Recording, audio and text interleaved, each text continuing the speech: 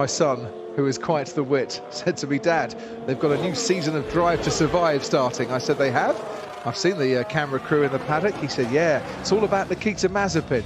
I said, "Really? I didn't know that." He went, "Yeah, it's a spin-off."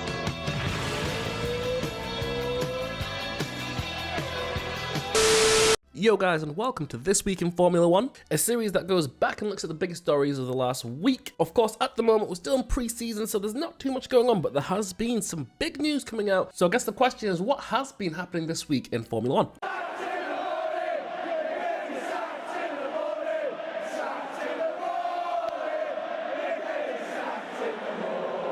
So yeah, Nikita Mazepin got sacked. Unfortunately, we lost the F1 Spin Meister himself for the upcoming season, as he will no longer be driving for Haas after their main title sponsor Uralkali got dropped at the same time they dropped him, as, let's face it, he's only there because his dad funded the company. So no real loss, right? Not long after the news, Nikita Mazepin did put on social media the following statement: "Dear fans and followers, I am very disappointed to hear that my F1 contract has been terminated. While I understand the difficulties the ruling from FIA plus my ongoing willingness to accept the conditions proposed in order to continue were completely ignored and no processes were followed in this unilateral step.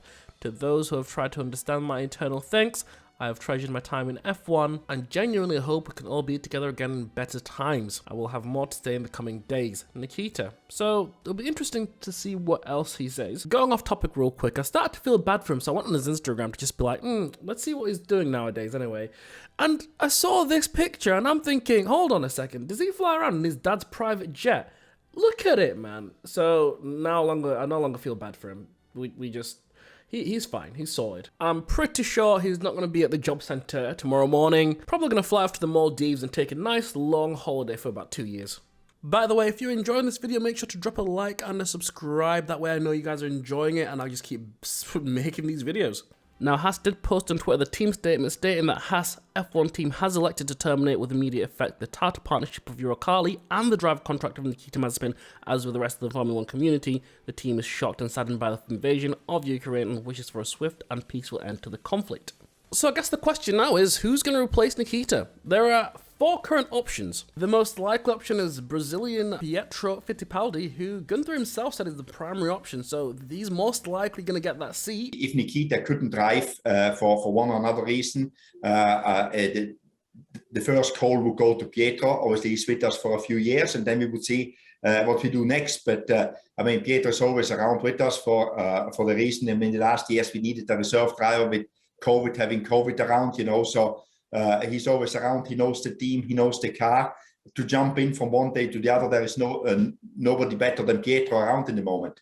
Now, although Gunther Steiner said that Fittipaldi is their best option, they have got other options at hand, such as Oscar Piastri, who's currently the reserve driver for Alpine. And also, he won the Formula 2 and Formula 3 championship previously, so I wouldn't rule him out as a strong contender to get that Haas seat and finally get a seat in Formula 1. It'll be quite smart for Alpine to let him go, because then he can have that 1-year contract with Haas, get that 1-year experience, then swap him out for Fernando Alonso once his contract is up. Now, the other rumours I don't really think they're going to go further with, because they're not really strong. Antonio Giovinazzi being one of them, who's currently having a terrible time in Formula E. 3 races into the Formula E season and he currently has 0 points. That move from Alfa Romeo looking real strong for him right now. Fucking hell.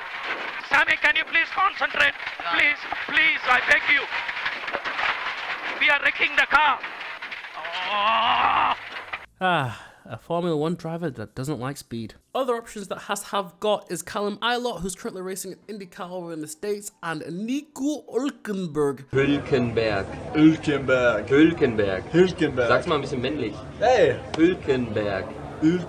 Genau. Nico Hülkenberg. Nico Hülkenberg.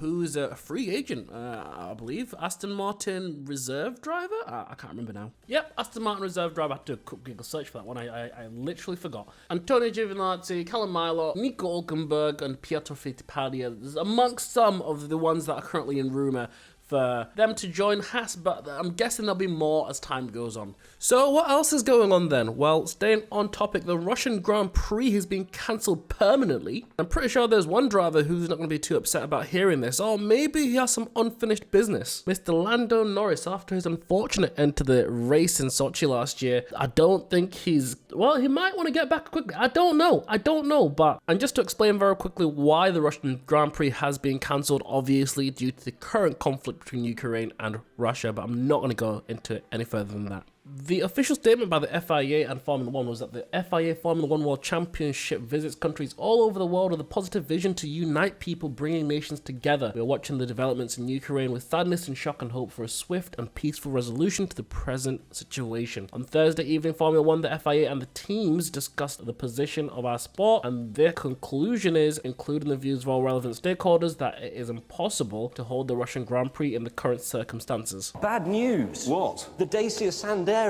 It's delayed. Oh no. Anyway, last week... In addition to the Russian Grand Prix being cancelled, Motorsport UK also banned Russian and Belarusian drivers from driving. So even if Nikita could drive, wouldn't be able to drive in the UK, and I suspect other countries will be taking the same approach too. How many times did I just say drive? Okay, moving on. Over in the world of Mercedes, some brave journalist asked Sir Lewis Hamilton if he feels that his team is going to be incapable to give him a car that is going to deliver a world championship, to which he just simply replied, "Why would I ever think that? We've won 8 in a row. Why would I ever feel that way? My team don't make mistakes." What's funny though is that in an interview with George Russell, he pretty much said the opposite of what Lewis is saying in terms of the pace against the Red Bull. They are not ahead at the moment. Certainly not ahead. That's pretty sure of that. They seem to have things well under control, and they're on top of everything, and they look very strong, low fuel, high fuel, and with the tyre management. So who knows? We all know that we're on different programs, but we definitely know from the average of all of the different runs we're behind them at the moment. So let's wait and see.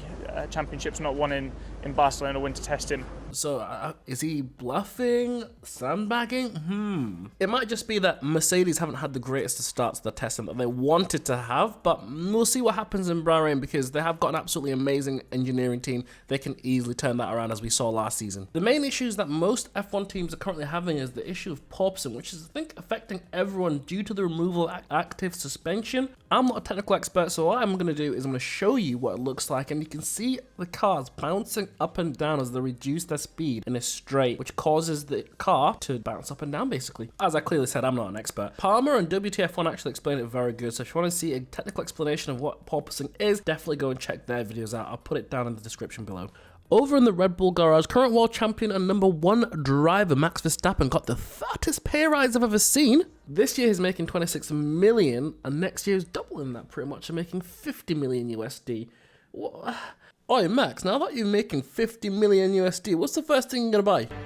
Mac and cheese. What else? I would go for a schnitzel as well.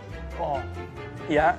Then I would go for a currywurst also with French fries. What I find most interesting about this story is this time last year, Christian Horner was actually putting up a huff and puff about Lewis making 50 million. So it's rather hypocritical. I mean, I'm happy for Max. It's just the way it's happened just doesn't put the best light on Christian Horner. For all you Checo Perez fans out there, I've got nothing. Sorry, he's been hella quiet. I don't know what he's getting up to. Someone let me know in the comments. Over in the Ferrari garage, Charles Leclerc finally said that he is hurt that he got beaten by Carlos Sainz last season. I don't think anyone was expecting Carlos to perform as amazingly as he did. But yeah, it seems to have gotten under Charles' skin. Mate, you are so annoying. You are so annoying. This is so annoying. You don't have any more knowledge than me. Quickly moving on to the Aston Martin garage, not too much going on. I think Sebastian Vettel is potentially thinking about leaving F1, and Aston Martin are trying to find a way to convince him to stay using the right package that they may win a championship. That's not going to happen. He's a 4-time world champion and he's been fighting for points every week. Not even podiums. Anyway, moving on.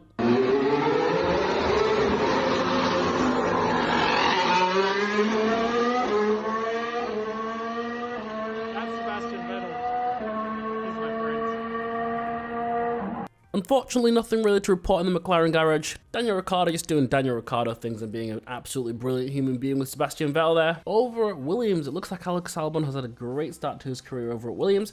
He seems to have been exceeding expectations in the first few weeks of driving that car, so maybe he's going to be a strong contender if Williams can get that car right. Maybe. Over in the Alpine garage, not much going on between Fernando and Ocon or the team. Apparently they had a new power unit which is more reliable. That's pretty much it. AlphaTauri, Pierre Gasly was in talks with Helmut Marko about a potential contract going back to Red Bull, but that's just talks at the moment. Yeah, AlphaTauri, not much. And over at Alfa Romeo, again, no significant news, just the cars bouncing and them trying to fix it. And that is, I think, everything. I am pretty sure there will have been some things that I've missed, so if there is, feel free to drop them in the comments. I'll read everything that you guys send over, and I might add it into the next video that we have as well. Also, if you've made it this far into the video and you like the video, make sure you drop a like and subscribe, then at least I know that you guys are actually enjoying the videos.